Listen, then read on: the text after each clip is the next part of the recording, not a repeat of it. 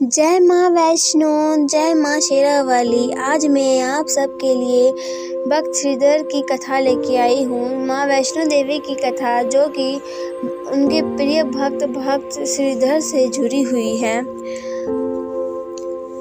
माँ शेरावाली का तो आपको पता ही है कि सभी की मनोकामनाएं पूर्ण करती हैं। माँ वैष्णो देवी के मंदिर उनकी इच्छा के बिना कोई भी नहीं जा सकता है, और भक्त जो भी जाता है पूरी श्रद्धा भाव से वहाँ पे जाता है। वहाँ पे करोड़ों की संख्या में लोग पहुँचते हैं। माँ वैष्णो देवी के मंदिर तो विदेशों में भी प्रसिद्ध है। तो आइए भक्त श्रीधर की कथा आरंभ करते हैं। जय माँ वैष्णो। माता से जुड़ी एक पौराणिक कथा काफी प्रसिद्ध है, जो माता के भक्त श्रीधर से जुड़ी है। इस कथा के अनुसार वर्तमान कटरा कस्बे से 2 किलोमीटर की दूरी पर स्थित हंसावली गांव में मां वैष्णो देवी के परम भक्त श्रीधर रहते थे, जो कि निसंतान थे।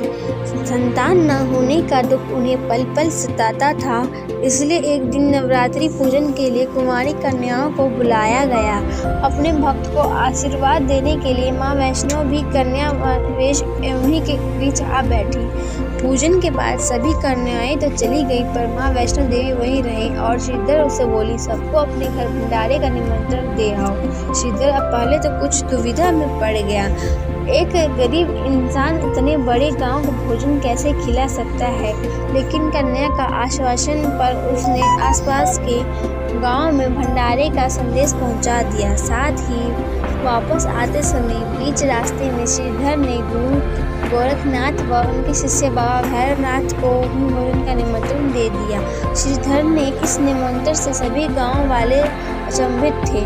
वे समझ नहीं पा रहे थे कि वह कौन सी कन्या है जो इतने सारे लोगों को भोजन करवाना चाहती है। लेकिन निमंत्रण के अनुसार सभी एक एक करके सीढ़ी धर के घर में एकत्रित हुए। तब कन्या के स्वरूप में वहां मौजूद मां वैष्णो देवी ने एक विचित्र पात्र से सभी को भोजन परोसना शुरू किया।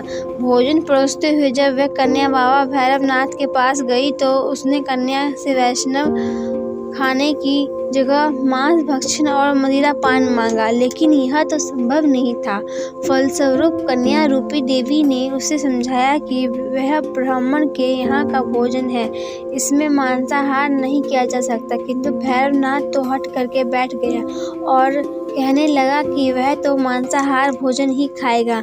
लाख मनाने के बाद भी वह न माने। बाद में जब भैरवनाथ ने उस कन्या को पकड़ना चाहा, तब मां ने उसके कपट को जान लिया और तुरंत ही वे वायु रूप में बदलकर त्रिकुटा पर्वत की ओर उड़ चली।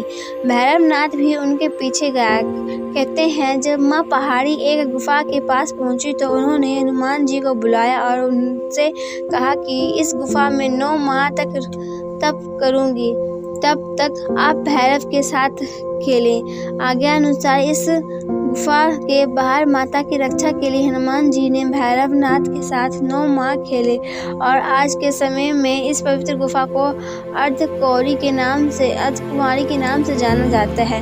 कहते हैं, उस दौरान हनुमान जी को प्यास लगी, तब माता ने उनके आग्रह पर धनुष से पहाड़ पर बाण चलाकर एक जलधार निकाली और उस जल में अपने केश धोए। यह पवित्र जलधारा बाण गंगा के नाम से भी जानी जाती है। जब भी भक्त माता के दर्शन के लिए आते हैं, इस जलधारा में स्नान अवश्य करते हैं। जलधारा के जल को अमृत माना जाता है। कथा के अनुसार हनुमान जी ने गुफा के बाहर भैरवनाथ से युद्ध किया, लेकिन जब वे ढाल होने लगे, तब माता वैष्णवी ने महाकाली का रूप लेकर भैरवनाथ का संहार कर दिया। भैरवनाथ का सिर कटकर भवन से 8 किलोमीटर दूर त्रिकुट पर्वत की भैरव घाटी में गिरा। उस स्थान का भैरवनाथ के मंदिर के नाम से जाना जाता है। कहते हैं कि क्षमा मांगने पर माता ने भैरवनाथ को ऊंचा स्थान प्रदान किया। कहा कि जो कोई भी मेरे दर्शन करने पर खूबसूरत वादियों में आएगा, वह पश्चात तुम्हारे दर्शन भी जरूर करेगा, अन्यथा उसकी यात्रा पूरी नहीं कहलाएगी। यही कारण है कि आज भी लोग माता के दर्शन के बाद बाबा भैरवनाथ के मंदिर जरूर जाते हैं। मान्यता के अनुसार भैरवनाथ को मोक्ष देने के बाद वैष्णो देवी ने 3 पिंड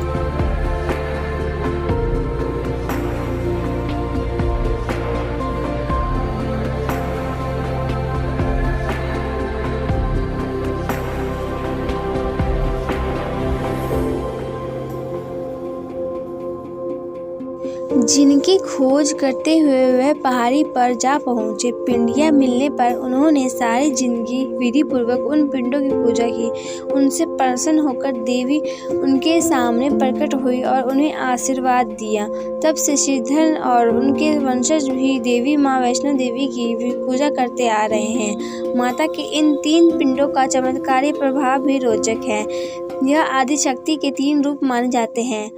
पहली पिंडी मां महासरस्वती की है जो ज्ञान की देवी हैं। दूसरी पिंडी मां महालक्ष्मी की है जो धन वैभव की देवी हैं।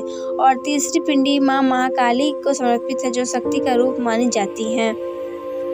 इन पिंडी का मनुष्य के जीवन में गहरा रिश्ता है। जीवन को सफल बनाने के लिए विद्या, धन और बल तीनों ही जरूरी होते हैं। इसलिए इन्हें हासिल करने के लिए भक्त कठोर परिश्रम कर पहाड़ियों की यात्रा पूर्ण करता हुआ माता के दरबार में पहुंचता है। जो जितने उत्साह से इस यात्रा को पूरा करता है, माता का आशीर्वाद उतना ही उस पर बढ़ता चला जाता है। इसी के साथ ही कथा समाप्त होती है। जय माँ वैष्णो, जय माँ शेरावाली। माता रानी आप पर भी कृपा बनाए, आपको भी दर्शन देने का मौका दे। नमस्ते, मिलते हैं नेक्स्ट वीडियो में। तब तक के लिए कमेंट में जय माता जी जरूर लिखते जाइए।